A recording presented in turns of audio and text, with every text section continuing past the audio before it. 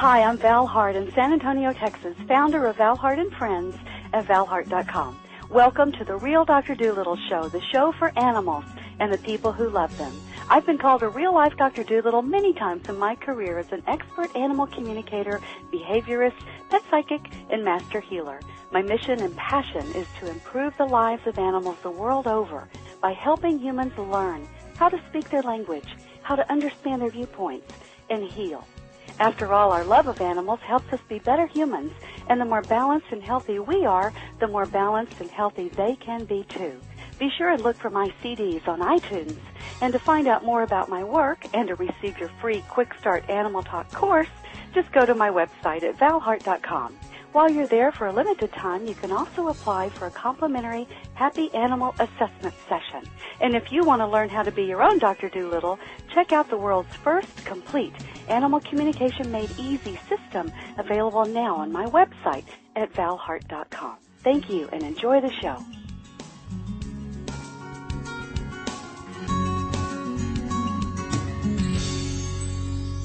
Hi, this is Val Hart, the Real Dr. Doolittle, and today I'm talking with Pam Dennison.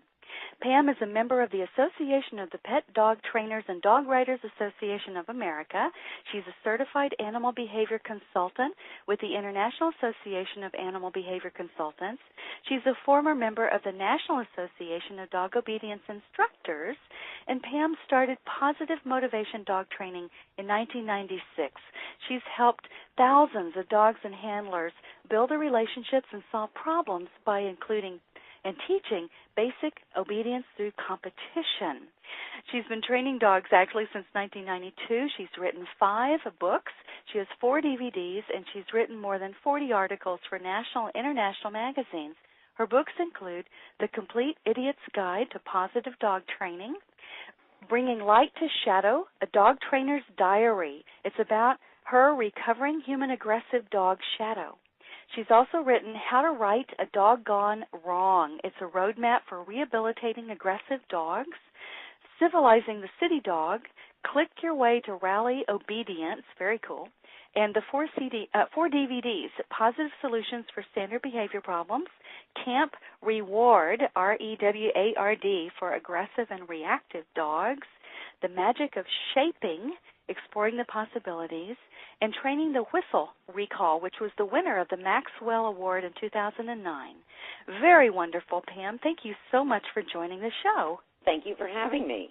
Well, let's give everybody your website, so just in case they're close to a computer, they can look you up. Your website is positivedogs.com, right? Correct. Mm-hmm. Great. So Positive Dogs, POSITIVE dogs.com. Mm-hmm. And I know what I really wanted to talk to you about today. You've got 2. All your stuff is wonderful, but I thought we might talk about positive dog training. So what is it?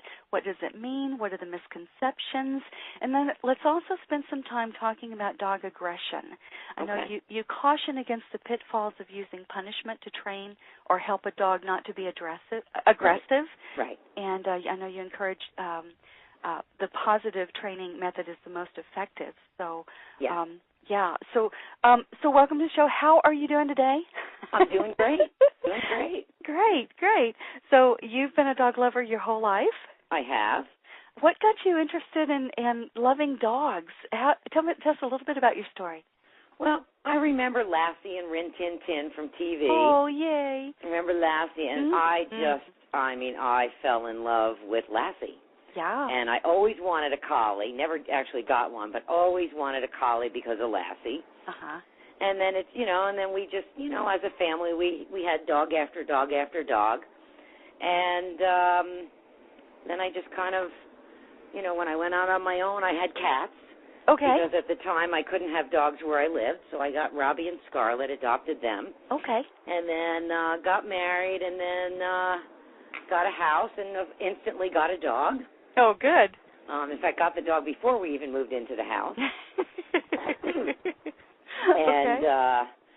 And that was Carrie, and then we added Brandy, and then we added Noelle, and then we added Cody, and then we added Bo, and then Shadow, and then Molly, and then Emma. Good Lord. You had a house full. Yeah, well, right now, the three that are here now are Shadow, Bo, and Emma.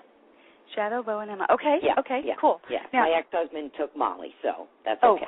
Okay. She's still around, okay. but she's with him now. I got it. She's doing her job, taking care of him, and I'm sure he needs taken care of. I'm sure he does. Now, those are all Border Collies, is that right? No, Cody was a Sheltie. Oh. Carrie was a Sheltie. Oh, goodness. Okay. Noelle was a Sheltie. So, I got close to a collie. Sure. Okay. But all the other ones are Border Collies, yeah. Okay, very cool. I personally really like the energy, and know my dogs are not the type that are climbing the walls. That's good to know. In fact, as we're chatting, they're all just laying around. It is possible. Everyone, take heart. Yep. If you have a hyper crazy wild child, right? It's very possible. easy to train them to just chill out. Train to chill. I love that. What an important command. With sit and down and stay and all the other basic obedience, we need to teach them to calm down. Right? Absolutely. Yeah, I love that. Absolutely. So, I hope you will share with us what your best secret is on how to do that. How do you teach your dog to calm down? Can you tell us? Yeah, very easy. Okay. It's because all my dogs are rescue. Uh-huh. So they all come to me, typical Border Collie, very hyper, out of control, because they haven't had enough mental and physical stimulation and enough direction. Yeah. Which is why they're in rescue. I mean, these dogs are rescue for a reason. Most of the time, no fault of their own. Right. Really, right. Like, for instance, the latest rescue I got was Emma, and I got her 5 years ago, and she's 8 now, and she didn't know how to chill.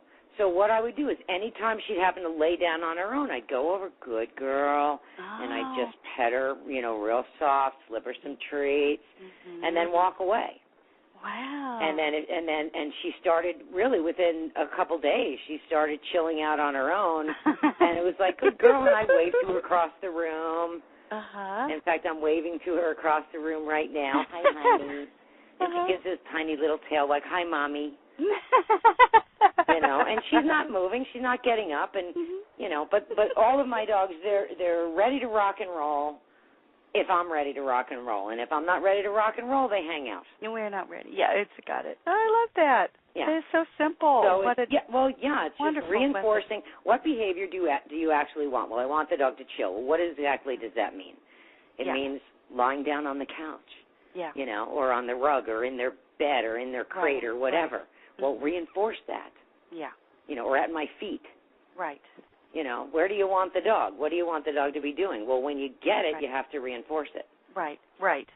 Yeah, and I think classically what happens is we only give our dogs attention when they're being bad. Exactly. Right. And we ignore them when they're being good. Yeah, that's a primate thing. I don't know why, but it is. I don't know. We just ignore it. It's not the squeaky wheel clamoring for attention that we have to do right now. It's exactly right, the squeaky wheel. That's right. So that's right. Dogs train us by the squeaky wheel method. That's right. And with that one word of English, look how well they train us. It's true. Yeah. Yep. So Yep. Word to the wise, dog trainers, dog parents, reinforce the behavior that you actually want. That's right. Thank you. You'll get more of it. You have much greater chance of getting more of it. That's right. That. What a great thing. Well, I know one thing you say that I absolutely love. You said if you don't have time to train your dog, get a stuffed animal. Yeah.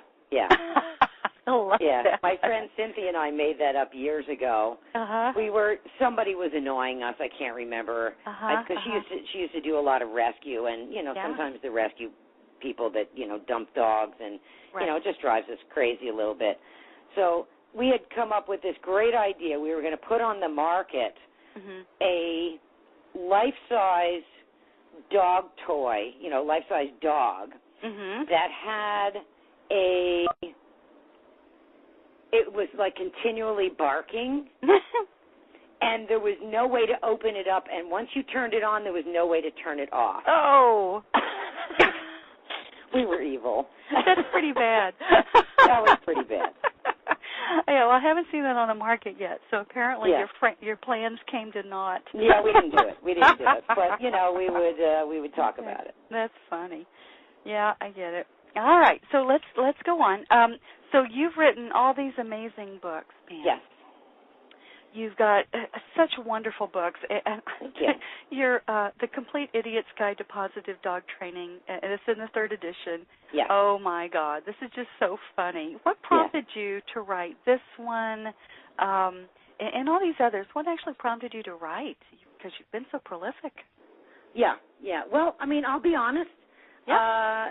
Except for Shadow's book, original wanting to write books was, I have to be honest, the money.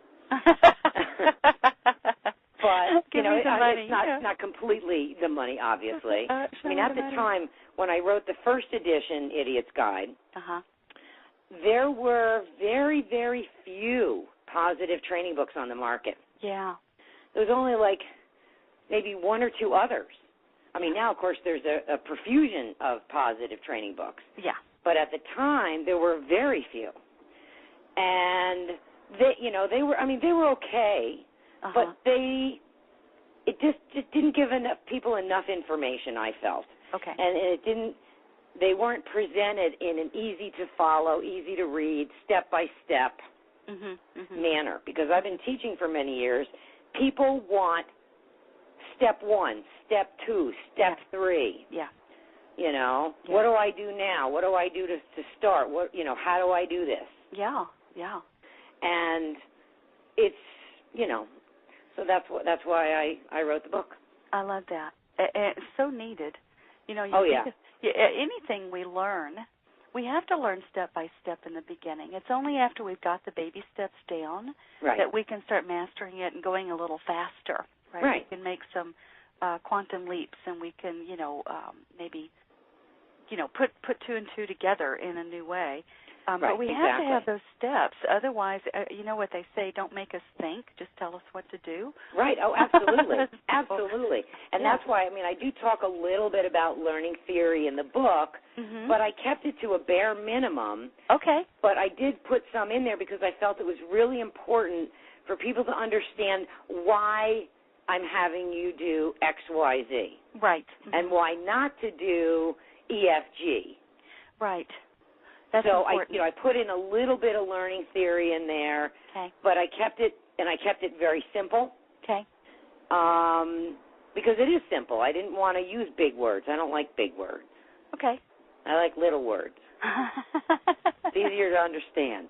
They are, yeah. And if you can understand it, then you can implement it better. Yes. And then you're going to have a better trained dog. That's correct. Rather than having to go to the dictionary. What does that mean? What does that mean? What does that mean? Yeah. Well, a confused mind, it takes no action. Yeah, it does nothing. Absolutely. It has no clarity, no focus. Yeah. So, yeah. Okay, good. So let's talk about the other one, this other cool book, How to Write Bringing a Light Dog. to Shadow. Yeah. Yeah. Tell me about the Shadow. That was not written for money. Okay. It was a soul. Tell me, why did you write this one? Okay, I wrote that book, and I don't know what actually possessed me to start keeping a journal from the day I picked him up. Wow. I really don't know. Okay. But I started keeping a journal. I was told by the rescue group that this was a great dog and that all he needed to do was get away from his owner because his owner was psychotic. Okay. And he would be fine. Well, guess what? He wasn't fine. He was very human aggressive. And it wasn't just about getting him away from his owner. And so I started writing it. I got together with Ted Turner, former vice president of SeaWorld. And he helped me a few times in person and most of the time through emails and phone calls. And he helped me work through most of Shadow's issues. And we were not even halfway through, maybe a month or two into it, when he said, you should be keeping a journal about this dog and then publish it. And I was like, oh, That's a good idea. Mhm. Yeah. And but I had already started keeping a journal, so then I kept, a more comprehensive journal. Mhm. And it took me a while to get it printed, though, because I wrote Shadow's book probably about a year or two before The Idiot's Guide, but it took me a lot longer to find a publisher for it. Mhm. Okay. And but yeah, that's how that came to be, was just, as a journal for people to actually see, what it takes. Wow. At one point, I was going to self-publish it because I couldn't find a publisher. And I found an editor, and I sent her the book, and she sent me back 2 chapters.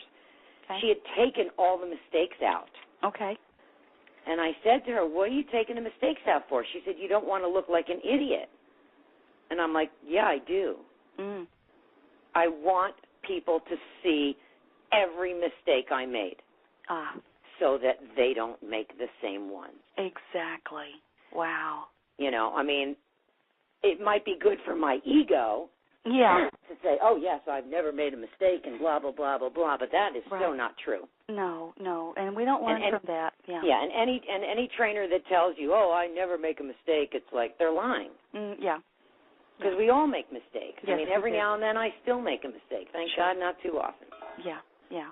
But every now and then, we're human. We make mistakes. Yeah. It's okay.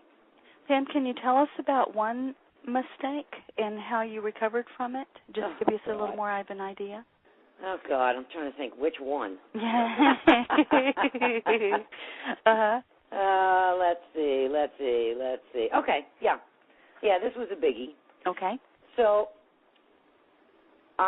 this is before I had a good computer person, and my computer got a virus. So I had a computer person come over, and she was here for forever, 8 hours, and she still didn't fix it, So anyway, long story short, in the meantime, Shadow's in his crate in the bedroom. I do believe in always having 2 safety nets. So he was in his crate with the crate door closed in a closed door bedroom. So you've got two safety nets there, the crate and the bedroom itself. So she's working. I said, listen, I really have to potty my dog. So I take the dogs out. She's in the office. So I let the dogs out. They come back in. I stop to stir dinner, for 2 seconds. And all of a sudden I hear, help, help, help, he's biting me, he's biting me. Oh, crap. Yeah. So I race in, and there's Shadow, and he's just, teeth and all this stuff. And, blood, a little bit of blood. There was blood. Oh, shit. And so I didn't grab him or anything. I just said, honey, Shadow, come over here. And I had to repeat it a couple times. I put him in the bedroom, put him in the crate. What had happened is Bo and Shadow look almost identical. So she had just been petting Bo. Yeah. And then she reached down to pet this dog who came into the room. Oh, God. Thinking it was Shadow. And hands coming at him are a big trigger for him. No, yeah. Yeah. And then, of course, and I know that he wouldn't have just bitten, but she probably the screaming and the fact that she then jerked her arm away probably is, so she got bit on the elbow. Yeah. Oh, God. So that lesson, and the reason why he even got in the bed, the office, was because I didn't make sure that the office door was closed. Oh, wow. I closed it, but it didn't totally latch. And that was the problem. So that really taught me, not only for myself, but for, my students as well, management always fail. It's going to. Sooner or later, it's going to fail. Yeah. And it really brought it home to me. Leashes break, collars slip off. You trip, you drop the leash. Yeah. It's slippery, and you're you're trying not to fall, and you drop the leash. Yeah. Somebody lets the dogs out by accident. Right. Or you let the dogs out, and you didn't know that the mailman was coming down the road or something. Right. You know, whatever. Mm-hmm. You had no idea. Mm-hmm. Stuff happens. That's exactly right. Life Stuff happens. happens. Life happens. Mistakes happen all the time. You know, so I always have people, especially if they've got really at-risk people along with a dog that is not a good dog, you know, I always spell that out. Oh, well, we'll always keep the dog. Yeah, always. Ha. Yeah, it's not possible. Never say never, never say always. Yeah. Because management at one point or another will always fail. Yeah. Whew, that's a hard lesson learned. Yep, it was a hard lesson. Thank God she didn't need stitches or anything, at least in my case. Yeah. So what do you think the answer is then? What do we go from there? Or where do you go from there? Knowing that management will fail sooner or later, what's the answer to that? Well, that's why I always like to have at least two. And then, of course, you know, the thing that I teach the owners with aggressive dogs, and, of course, we teach their dogs too, first line of defense is foundationless behaviors. You know, a recall, an instant recall, no matter what the distraction. Okay. And I actually trained that with Shadow, where he actually did rip the leash right out of my hand and went to attack somebody, and I called him, and he instantly whipped around and came back to me. Wow. Was like, wow. I mean, I'm getting goosebumps remembering that. Oh, wow. That's awesome. And it's 90 degrees here. You know, and I remember that day vividly. And so, you know, every time I learn something with my dogs, I then, of course, pass it along to my students. Yeah. But, yeah, recall is first line of defense. Okay. You know, foundation behaviors, sit, down, stay, come, walk on a loose leash, walk off leash, you know, heel, door etiquette. I mean, all of those things are first line of defense. Okay. You know, name response, you know, solid attention. All of those things are your first line of defense against aggression, because then if it happens, you know, management fails, you've got all of these, you know, other behaviors to draw upon to get your dog back. Let's say when management fails, because we know that it will. When. Yeah, I didn't say not if, even when. If. Yeah, but when it does, you can draw on an arsenal of a number of techniques that will bring you back into control. Right, absolutely. Exactly. Absolutely. Okay. I think the problem for most people is that they've never gone through really creating these foundational commands and enforcing them in such a way that they can use them in a high-stress, you know, a high-stimulated, out-of-control, you know, kind of a situation. Yeah. And that's when we need them most, and people don't put the time, effort, and energy into doing it. Exactly. And then when they need it, they don't have it. It's not there, you know. Yeah. I know I have clients go, well, I want my dog to come, but I only really need them to come when their life's in danger, you know, or when they're about to run across the street, you know, in front of the car. And when I come, I just want them to magically know that they have to come to me right then. Yeah. But they what don't, planet do they live on? Exactly. So why would the dog come to them when they're, you know, chasing the cat across the street and you're yelling, come? Right. If you haven't actually taught them that you're calling them to come is the most number one important thing for them to do that supersedes everything else, you know, that might be going on at the moment. It's instant. So you know, I tell my students, you know, I have a ton of ribbons all over my walls at my building. Yeah. And they're all mine. And I always tell them that of all the behaviors that I train, and all the behaviors that these ribbons illustrate, the one I train the most is recalls. Wow. Almost every single day. You know, if I'm out with my dogs, we're training recalls. Okay. We're out just for a walk. I'm training recalls. Okay. I mean, almost every single day I'm training recalls, and I've got an 8-year-old, a 12-year-old, and a 13-year-old, and I still train recalls. That's awesome. So you're constantly reinforcing it. Constantly. So it's fresh, and it's Absolutely. not like a forgotten, dusty something on the shelf that we don't revisit, you know. Exactly. Yeah. So, Pam, could you give us a few tips to get started training an instant recall? Yeah. Okay. Yeah, real easy. Excellent. I actually start training a recall as a stationary exercise. Okay. And it's called back chaining. Say that again. It's called back chaining. Back chaining. B-A-C-K, chaining. C-H-A-I-N-I-N-G. Okay. So back chaining, which means you train the last piece of the behavior first. Oh, that's cool. Okay. Okay. They do it with music too. Okay. And I think some other things as well.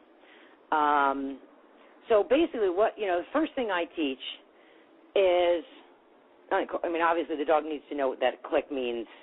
You know, you did a good job, and here's your reward. Mm-hmm. So once you've primed your clicker, then you work on eye contact. So, you know, you've done your priming your clicker, 60 treats, click treat, click treat, click treat, click treat, and then you stop. Mm-hmm. And then the dog will say, hey, what'd you stop for? Mm-hmm. And as soon as they say, hey, what'd you stop for, i.e., look at your face, you're gonna mark that behavior. You're gonna click that behavior, you know, of eye contact. Oh, that's good. You're gonna repeat that a couple times, or maybe a couple dozen times at a time.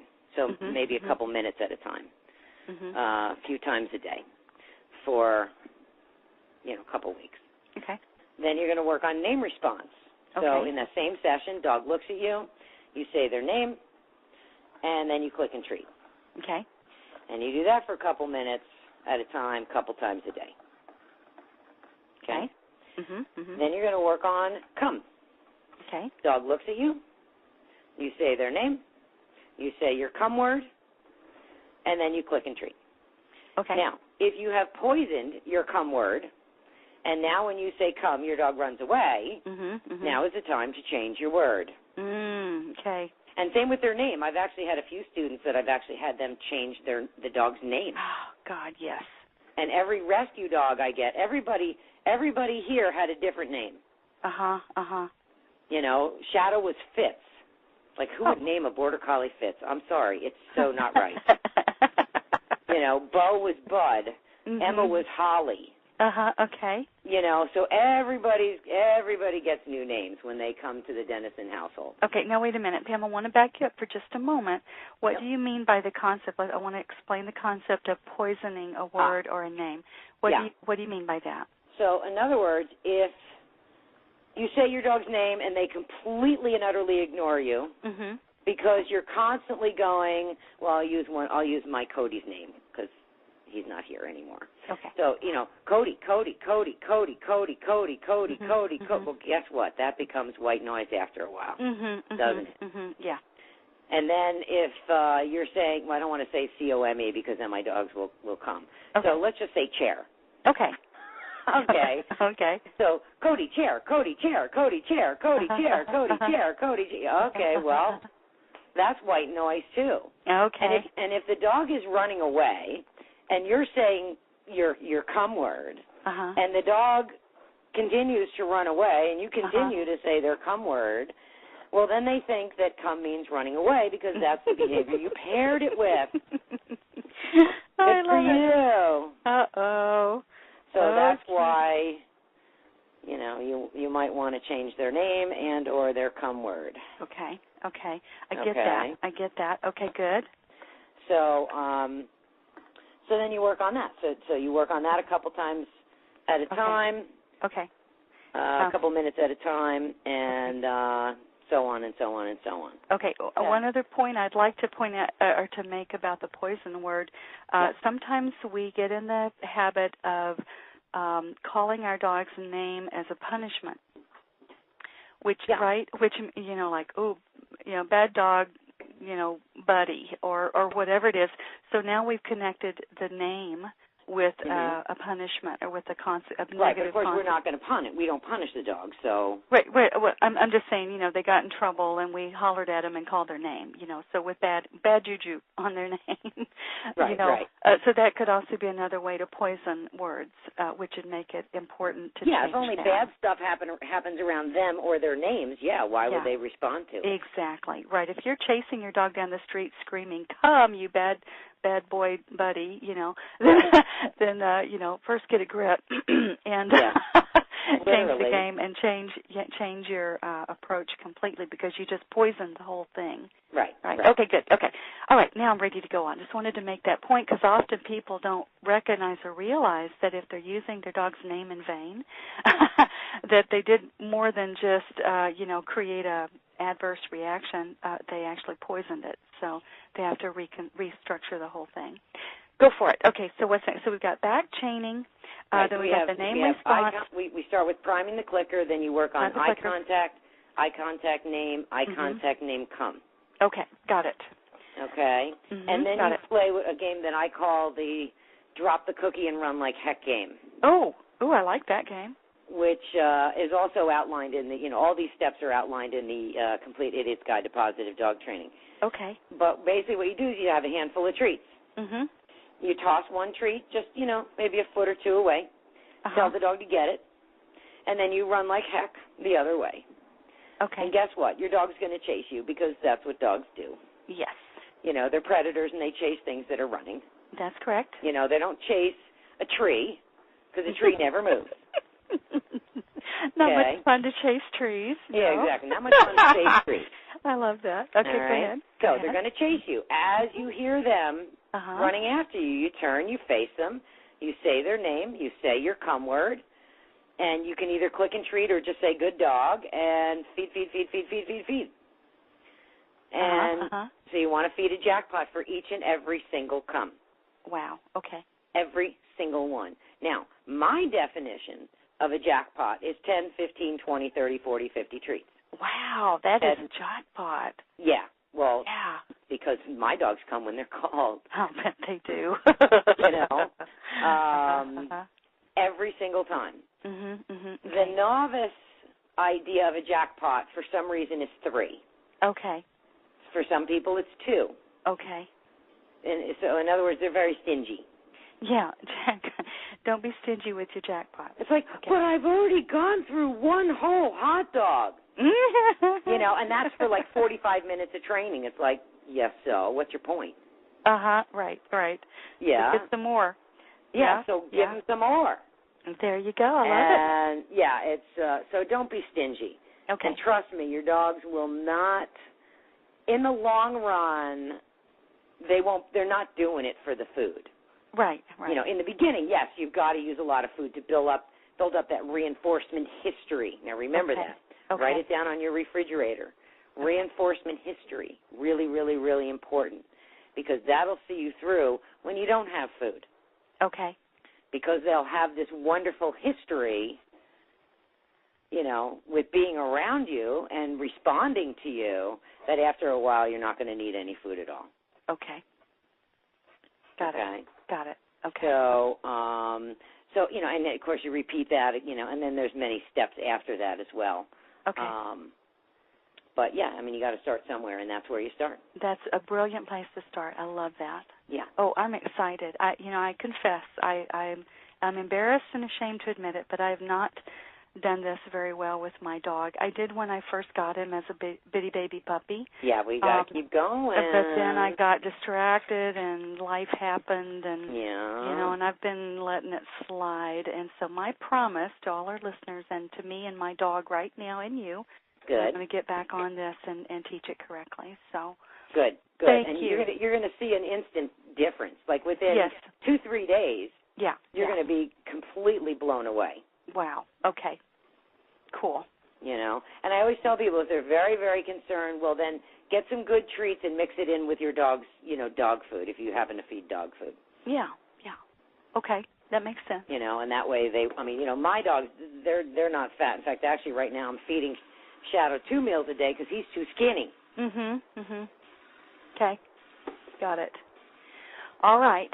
Okay. So let me ask you another question then, Pam. Mm-hmm. Have you always been a positive trainer? No.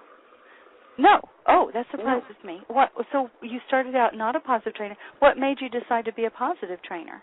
Well, it's really interesting. I thought I was a positive trainer. Okay. Until I met a positive trainer. Ah. Who then showed me in a very scary way that I wasn't a positive trainer. Oh, okay. Tell me more. So, for instance, she was like, okay, because, here I thought I was a positive trainer with a prong collar and popping.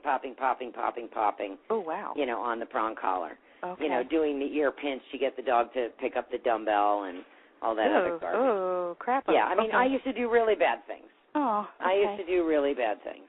Okay. And, I'm still apologizing to Cody, and he's been gone since 2005. I understand. And okay. So what she did is she lured me through a little series of behaviors. Okay. And if I got it wrong, she yelled at me. Uh-huh. Screamed in my ear, no. Uh-huh. And at the end, basically, I think the behavior was like picking up a hat and putting it on a chair or something. I don't remember what it was. Okay. And I was terrified. Wow. I was terrified. After the first or second no, I wouldn't look her in the eye. Okay. I was moving slower. Yeah. I was moving much more tentatively because I was like sensitized now to this no thing and this punishment. Yeah. I was terrified. Wow. Because I didn't know when the boom was going to drop. Okay? Yeah. So it made me tentative. It made me not want to be there. Yeah. And I was not having fun. Right. I was so not having fun. Then she did the flip side. Okay. If I got it wrong, she said absolutely nothing. And if I got it right, it was a big yes. Uh-huh. Okay. Okay? Yeah. Yeah. And the behavior certainly went, much faster. Okay. But I got to, excuse me, it was a very interesting side effect that she probably never thought about. Uh-huh. But this part I'll never forget. Mm-hmm. After that little demo, I never fully trusted her again. Wow. Oh, my God. Just a minute or two of screaming no in my ear. Uh-huh. Uh-huh. I was always a little tentative around her. Right, right. For years. Uh-huh, uh-huh. I never totally trusted her again. Goodness. It was really, really interesting. Yeah. So, then I started going on a learning quest, and I started going to seminars by other positive people and watching videos from Ted Turner, of SeaWorld and that type of thing. And I just, reading books and seminars and talking to people and, so that was my journey. Wow. Thank you so much for sharing that. It makes so much sense. Yeah. I think everyone can relate to being around a bully or somebody who we are scared of or absolutely that is, that screams at us for making mistakes and stuff. And it doesn't feel good. It's not fun. And, something I teach my clients and my students, if you're not having fun and if your animal's not having fun, then something is wrong. Yeah. You have to stop and correct it immediately. I'll give an example of exactly that. Okay. Yeah. This morning, right before this interview, one of my students was having problems with teaching her dog to loose leash walk. And apparently the dog was just absolutely out of control, jerking and pulling this poor woman who's really tiny. Uh-huh. And, is a very powerful yellow lab. Oh, boy. And I was like, I can't believe. I mean, Katie is such a good girl in class. She's like, yeah, she's great indoors, and she's terrible outside. And I said, all right, I'm going to meet you. I'll fix it. And I'm thinking, oh, God, I hope I can fix this. I hope I can. Yeah. I say that out loud, and I'm like, oh, my God, I hope I can, like, give her, like, an instant cure. Yeah, good luck. You know? Yeah. So I meet her at the park, mm-hmm. and I brought, I use a tracking harness for big dogs that pull, because it takes the pressure off their neck. And so we didn't use a collar. Yeah. And so I said, here, do this, and then I loaned her a 15-foot long line. Okay. And I used my own treats because she didn't bring good enough treats. Oh, goodness. Okay. So, and then she started to take, like, one step, and the dog is, like, boing at the end of the leash.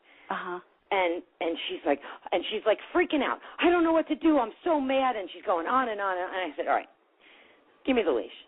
I'll hold the dog. Dog instantly calmed down. We started walking around the park, and she's like, I wish I had it on tape because the look on her face, she was completely stunned. Because the dog, she pulled me a little bit. At 2 points, actually, I had to get down on my knees because this dog is really powerful, and I'm only 5 feet tall. Oh, wow. So it's like I have no leverage. So I'm like, okay, I better get down on my knees, otherwise I'm going to get, go flying through the air. And so I showed her, what to do. And so I did that for, about 10, 15 minutes, and we went back to the car and gave the dog some water and brought the dog out again. I said, all right, here's the controls. Here you go. I want you doing the same thing. Yep. And she did it, and she was speechless. She's like, I can't believe this dog is walking on a loose leash. Wow. And there were every now and then there'd be a couple other dogs coming by. And after the first time where she was pulling, and thank God I was holding the leash, so I just got down on my knees, and I just called her back, Katie, and she came back to me. Excellent, good girl. Give her thousands of treats. And, she was amazing. And then we even, she's a lab. She likes the water. So I said, all right, let's use loose leash walking down to the lake, and then we'll use swimming as the ultimate reward for you give me some loose leash walking. Yeah. So we're at the car, and she's like, and the owner, Susie, she's like, she's never going to do this. I said, sure she will. No, she won't. Oh, yeah. I said, all right, well, let's try it. Let's give it a shot. Yeah. Well, we heeled to about 5-6 feet from the lake. I said, all right, have her sit and tell her, okay, go swim. And she did. And she's like, we'll never get her back. So she swam around. She came right back. That was funny. People are funny. Aren't they funny? Here she's setting herself up for failure in every direction.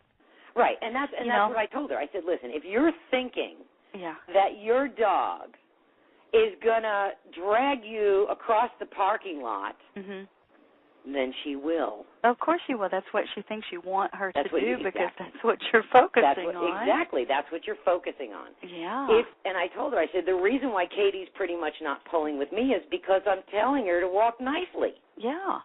And again, we're not popping and jerking. We're not, because she was like, oh, I thought we had to keep the leash really tight. What? And I said, no, that's going to make her that? pull even more. That's what's making her pull more. Yeah. Oh, that's a great point. So a tight leash encourages the dog to pull because it's uncomfortable. You're forcing them to do something, and they're pulling away, just like we do if someone is forcing us, maybe not physically, but maybe they're trying to force us to do something. And where do you think dig your heels in came from? Okay. It didn't come from the dog world. It came from the human world. Okay. Got it. So it's called opposition reflex. There you go. And that's a big word. Opposition reflex. Opposition reflex. Yeah. So when we're being pushed or pulled, we oppositionally reflex or react or respond. Absolutely. Right. Absolutely. And dogs and so do the dogs. Yeah, exactly. Okay. So the tight leash never teaches the dog anything except to want to get away from you. Right. Or that they, and I know, too, that when we allow it, they think that's what we want them to do, is to drag us down the street. Well, yeah, because that's what you're reinforcing. Exactly. So the dog is pulling, you keep jerking back, but you also keep going forward. So the dog figures, all right, this stupid human, I guess don't know how to have walk. to be choked to get to move forward. Yeah, that's what I think. What a crazy, bunch of species these humans are. This is true. We are kind of crazy, aren't we? We are very crazy. Yeah, we are very crazy. I got it. Okay, Pam. I have to ask you this. Do you have like one of your most wonderful, favorite, or most successful kind of stories that you could tell us to inspire us? Yes. Okay, cool. Yeah, this is actually about Nancy. Okay. And her dog Tyler. And Tyler was, when he came to me, he was very dog aggressive. Okay. And she had tried many, many other trainers, horrible methods. Oh. Hanging, helicoptering. Oh, God. Choke collars, prong collars, shock collar. Shit. All sorts of, and more horrible things. Mm. And, of course, nothing worked. Of course. So I was her last option. So she walks in the door. Hi, Nancy. How you doing? I'm Pam. Good, good. Okay, why don't you have a seat? Here's the booklet. Go to page 5. Mm-hmm. She starts crying. Oh, wow. And crying. And crying. Mm. Sobbing uncontrollably. Wow. Unbelievably. And she's like, I didn't say anything. I don't do the poor baby. That's just not my style. Mm-hmm. So I just waited, and she's like, I hate this dog. She's like, she hated Tyler with every ounce of her being. Okay. Hated this dog. Okay. Beyond belief, beyond description. Okay. So I acknowledged her feeling and said, all right, let's move on. Uh-huh. So the first week with aggressive dogs or even with normal dogs, we always do it without the dogs. Okay. We talk a little bit, we show a video, I show them what to do for homework. Okay. Mm-hmm. So whenever I meet the dogs for the first time, they've actually had a week's worth of training, and it makes my life a lot easier, and I find it's much easier on the humans too. Yeah, yeah. Okay. And the dogs. So I used to do it the other way, where the first week was, with the dogs, and so I don't do that anymore. Okay. So she comes the second week. She comes out of the car with Tyler, and she starts crying again. Okay. How much she absolutely detests this dog. Now, every time she's crying, she's thinking all these horrible, bad thoughts about this poor animal. Yeah. And I could feel the hate rolling off of her, and I could see the effect it was having on this poor animal. Yeah, yeah. I mean, he was like, he just didn't know what to do. No. God, what would you do? He had no choice. He had no choice. He's in this place. No one understands him. He's been hurt, injured, traumatized. Yeah. He's doing the best he can, and he's with someone who absolutely hates him and tells him that with her energy, with her body, and continually 24/7. Oh, my God. I think it just so you can imagine, and you being an animal communicator, you can imagine this poor animal. That just hurts my heart. Yeah. Yeah. Okay, so go ahead. Instead of doing hurry up and get to the good part. I'm starting to cry. Yeah. Okay, go ahead. Go ahead. So instead of doing the lesson that that I had planned, I have a trail behind my building. Mm-hmm. So I said, all right, Nancy, come on, let's go for a walk. Yeah. So, because I thought it would calm her down a little bit. Mm-hmm. Okay, and I'm watching Tyler, and I said, we just chatted. Mm-hmm. We just chatted. We took Tyler for a walk, and she's like, see, he's at the end of the leash. He doesn't even want to be near me, and I'm like, okay, yeah. Yeah. So anytime I did the kissy, Tyler, and then he'd come back and I'd say, Nancy, feed him. So we did that for an hour. Wow. And I said, listen, this is what I want you to do. Mm-hmm. I want you, and she cried most of the time. Oh, boy. She was crying most of that hour. Mm. And I said, listen, I want you to act as if you like this dog. Yeah. I want you to pretend that you like this dog.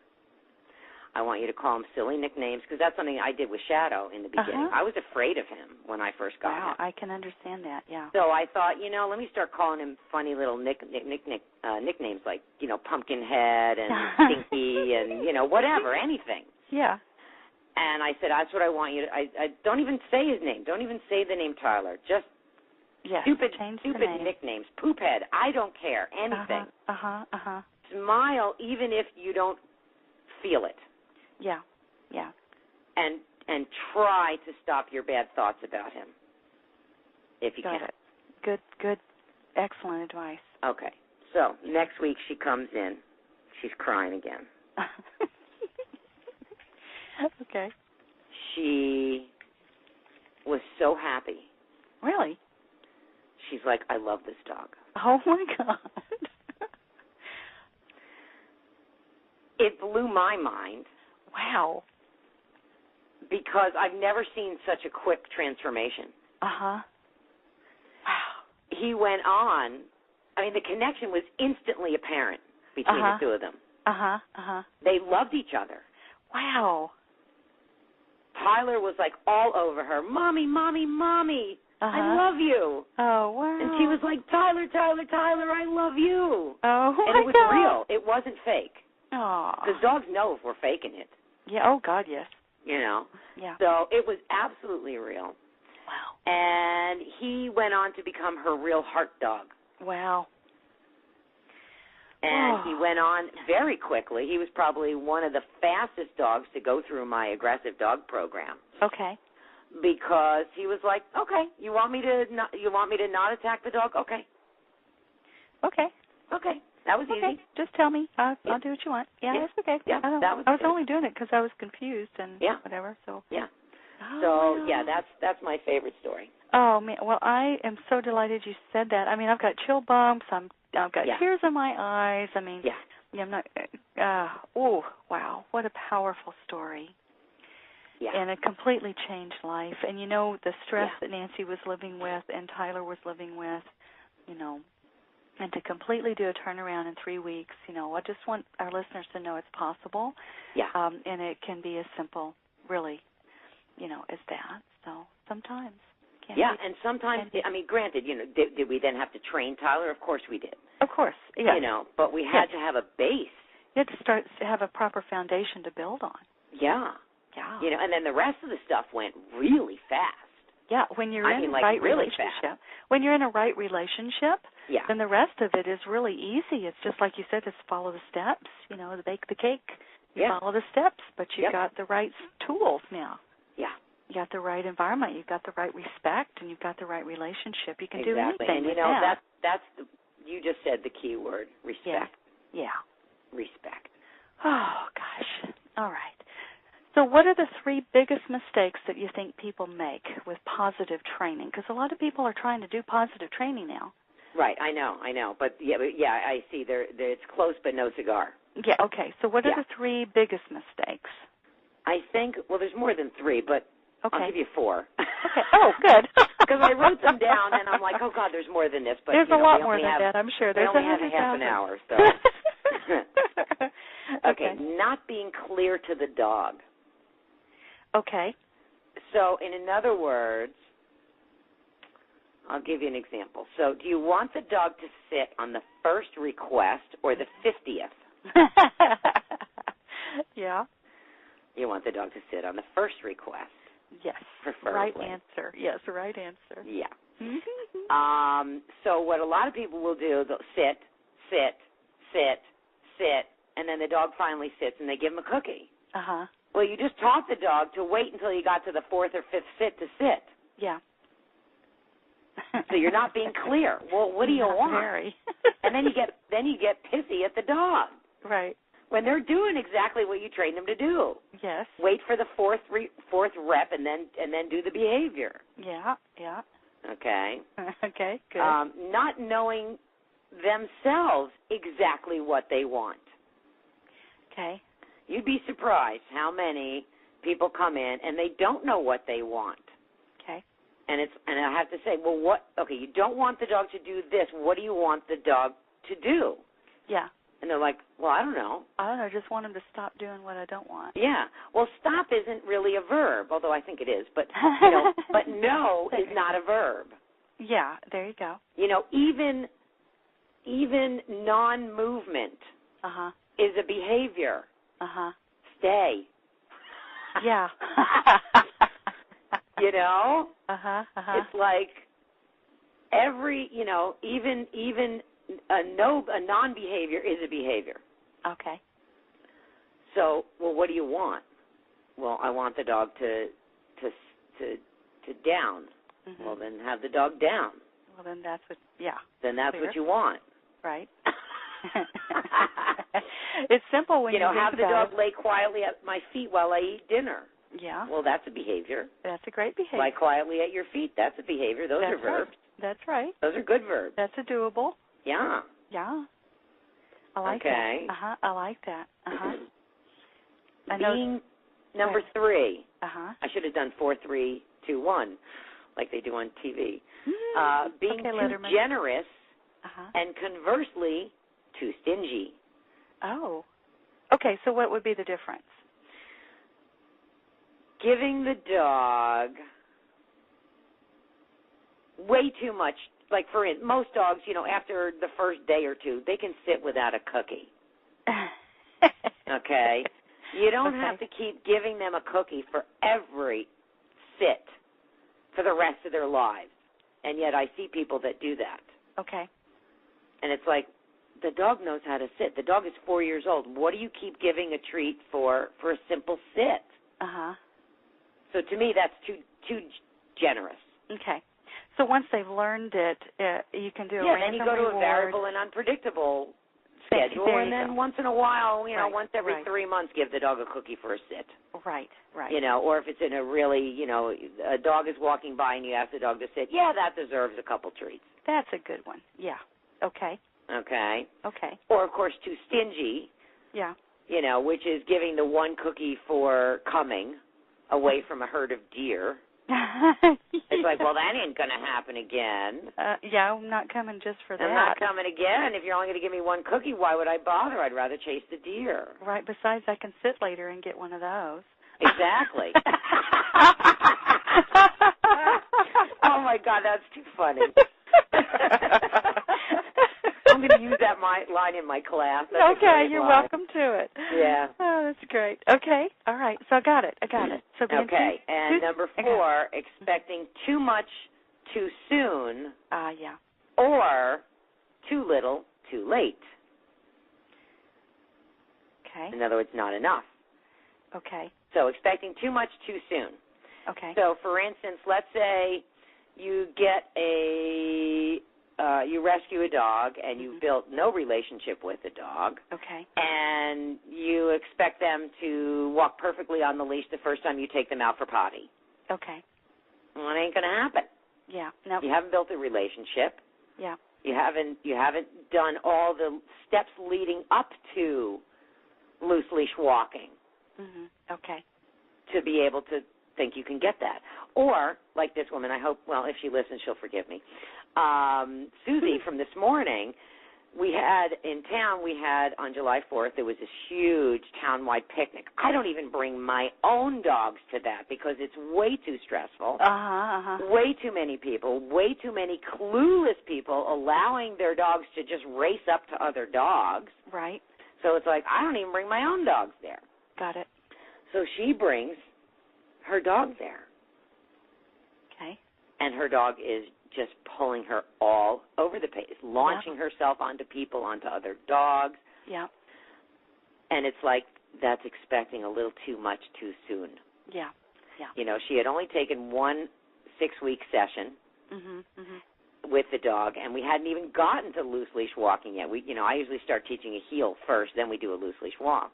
Right. And we hadn't even gotten to that part yet, and she's like, then boom, expecting this dog. Well, she heels good in the house. Yeah. And your point is? Exactly. And are you in the house? Yeah. No. So that's too much too soon. Too much too soon. Got it. And too little too late. And in other words, back to that, not expecting anything more from your dog and never progressing. Oh, okay. From, like, for instance, if you only ever train with food, every correct behavior gets a click and a treat, which is not the way to do it. Okay. You never progress. Then you guess what? Then your dog will always work for, they'll only work for food. And then, of course, we've all seen the dogs, or maybe you guys even have dogs like this, where they'll only work if they see the food in your hand. Right. You showed it to them, and they have a high expectation that, oh, yeah, I remember why I'm doing this. Right. Otherwise, I'm not going to bother. Yeah. If you don't have a cookie in your hand, I'm not going to work for you. Yeah, I got it. Okay. Yeah, we think they're not intelligent, right? Yeah. Or, when you're training a complex chain of behaviors. Right. Like for competition obedience or agility. Well, if you only ever stick to the first beginning steps, you'll never get the finished behavior. Right. Right. And I see that a lot. I see that a lot. Yeah. It's like, no, you've got to, not push the dog, but, you've got to ask for more. You've got to raise your criteria. You know. And I've seen people that actually started to train, let's say, for the behavior of wipe your feet, where they wipe their feet on a towel. Okay. So I had this one student who the dog was actually starting to get it. And I said, all right, raise your criteria. So she lowered her criteria. Oh, what'd she do? So then what her final behavior was the dog staring at the towel and not moving. Oops. Yeah. Oops. So, it's, Great trick. Yeah, great trick. Stare at the towel and don't move. Stare at the towel. At all costs, don't move. Wow. Yeah. So, you've got to learn to, when to raise criteria, when not to raise criteria. Okay. But, and this is a line from Ted Turner, so I'm stealing it and passing it along to you. Okay. Our job is to advance behaviors. Okay. Our job is to advance behaviors. So you don't want to get stuck. Okay. Okay? Yeah, got it. And so then people think their dogs are stupid or stubborn or dominant. Oh, God, don't get me started on that. Okay. When, in fact, they haven't raised their criteria and they taught the dog to, do XYZ behavior that they don't like. Got it. Yeah. That's a real important point. Yeah. I'm glad you brought that up. Yeah. Okay, got it. So the 4 mistakes that people make with positive training are not being clear to your dog, not actually knowing what you do want, and then focusing, of course, on the things you don't want, being too generous or too stingy, and expecting too much too soon or too little and too late. Right. Got it. Okay, good. So what do you want to leave our listener with today? Any final words of wisdom, Pam? Yes. As a matter of fact, yes. I thought you might have some words of wisdom. Yes. What might they be, my dear? Okay. Number 1, remember this, and it's hard, because in this world of too little time, too much to do, everything's scary, just remember that each of your actions will create a similar reaction from your dog. Ooh, wow. Repeat that, please. Each of your actions will create a similar reaction from your dog. Okay. So, for instance, if you are punishing to your dog is going to start become punishing back. Wow. Okay. Think about it. I mean, aggression doesn't cure aggression. No. Ever. No, it doesn't. Yeah. Okay. Yeah. Doesn't happen. If you are kind and gentle and loving and clear, there's that word again, clear. Yeah. Excuse me. Then you're going to get a very, very willing worker that says, oh, you want me to jump? How high? Okay. You want me to do this? Sure. How fast? Okay. Okay. Got it. So Just remember that. So each of our actions creates similar reactions from our dog. So we can actually choose the kind of reactions and responses we want, and that means that we have to be mindful about what we're putting out. Absolutely, mindful. Perfect. Love that word. Underline it, put it in bold. Okay. Let me get my perma marker. Yeah, there you go. All right, got it. Okay, what's the next one? Okay. By doing inappropriate behaviors, your dog is not, underline, bold, acting dominantly over you. He is just untrained. Okay. Okay. Okay. Some scary stuff that people attest to the dogs being dominant. I'm not going to go into it because it's frightening, but okay. It's really scary. I mean, I'll give you my favorite, my all-time favorite. Okay. A woman's dog was having problems with lick granuloma, which is obsessive licking, so they cause sores. So it's called lick granuloma.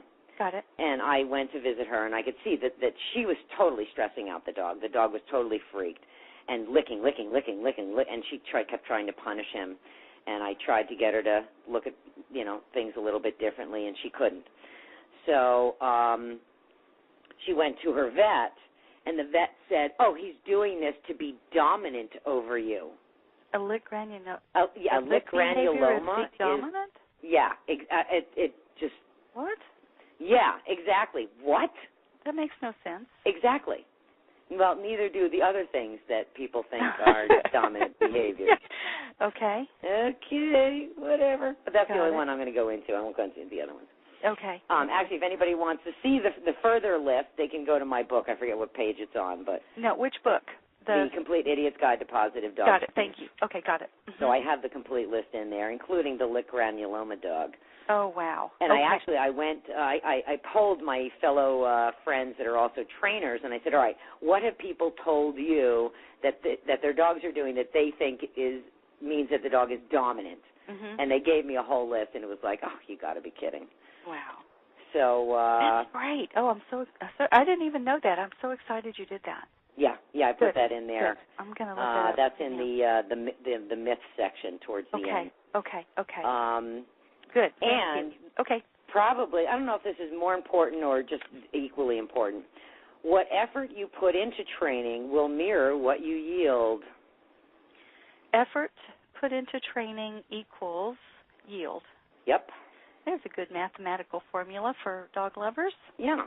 The effort put into training equals our yield. Cool. In other words, what you put in is what you're going to get out. Got it. Okay. If you don't put in, or if you put in a whopping 6 weeks of training, that's not enough to yield you the perfect dog for life. Okay. If you practice once in a while, 5 minutes a week, well, you're not gonna get a good dog. Yeah. Right. Got it. Okay, good. So right. The effort we put into training equals our yield, and it is not okay to do a little bit of training here and there, hit and miss, right, and expect them to be the perfect dog. Right, exactly. Got it. Okay, got it. It's not going to happen. All right. What's the next one? That's it. For more, you got to go to the book. That's enough. That's a good starter. Okay. Yeah, Thank you, Pam. You're welcome. This is so awesome. All right. So what do you want people to do next? Well, let's see. They can go to my website. You bet. Again, your website is? www.positivedogs.com. www.positivedogs.com. Yep. Got it? And positive is POSITIVE instead of positive. So right. And DOGS for DOGS multiple one, more than one. Yep, more than one. Exactly. Okay. Plural. On my home page, I do have a newsletter that you can sign up for. I usually send one out a month, so you're not going to be inundated with thousands of emails. So usually one a month. Okay. And I usually put a little article in there, something that's relevant to the season or the day, and then tell you where I'm going to be and that type of thing. Cool. And so I've got that. I also have a reading list on my website. I also have online classes that people can see. In fact, I have, hopefully within the next month or two, it'll be ready. It's just in the editing process, which is taking longer than I thought. Okay. I have an online class, The Complete Idiot's Guide to Positive Dog Training online class. Wow, cool. And it basically takes the book and illustrates it. Wow. With real dogs, real people. Okay. And so I'm really looking forward to that. I love that. Okay. Yeah, yeah. Okay. And I have some other ones as well that are already, online and we're up and running. Okay. And so they can do that. And articles, I also have recipes on my website for great dog training treats that are cheap and healthy. I like that. Yeah. Perfect. And tons of information. You could spend probably a week to 2 weeks on my website. I like that very much. Because I hate repeating myself. It's like, I'll put it on the website. Oh, really? If 2 people ask me the same question, boom, I put it on the website. That's great. That's great. I love that. Great content, great information. Yeah. Very helpful. Okay, so everybody go to positivedogs.com. And by the way, check out Pam's books. We've got The Complete Idiot's Guide to Positive Dog Training. We've got How to Right a Dog Gone Wrong. That's the one for rehabilitating aggressive dogs. You've got all your 4 DVDs, right? You've got Civilizing the City Dog and Clicking Your Way to Rally Obedience, which is, I think, very, very cool. Yeah. You've got lots of other stuff, too. So I know that's on Amazon, right? Yeah. All this stuff is on Amazon, although you can also buy it directly from me off my website. Okay, very good, very good. Because I do have an online store, so. Excellent. Okay. Oh, I'm so excited. I'm going to get right into it. I've learned a lot personally. Thank you, Okay, Pam. good. And I'm going to go put into action what we've talked about today, and I hope everyone listening does the same thing. Excellent. So you've given us some great starter points and some excellent things to remember and good tips. So. Okay, great. Thanks, Pam. Thank awesome. you. Thank you so much for the work you're doing and helping. Oh, you're welcome. Helping us. Our dogs are supposed to be our very best friends. Yes. And we have to be their best friends, too. Yes. And that means that we owe them. That's the respect. That's correct. Yeah. All right. Okay, everybody, thank you for listening. And, again, thanks, Pam, for being on the show. Thank you. And I'll look forward to hearing what else you get up to for your next book or books, and we'll get back together and talk about that then. Okay? Super. Super. All right. Well, thanks so much. Thank you. Bye-bye. Bye.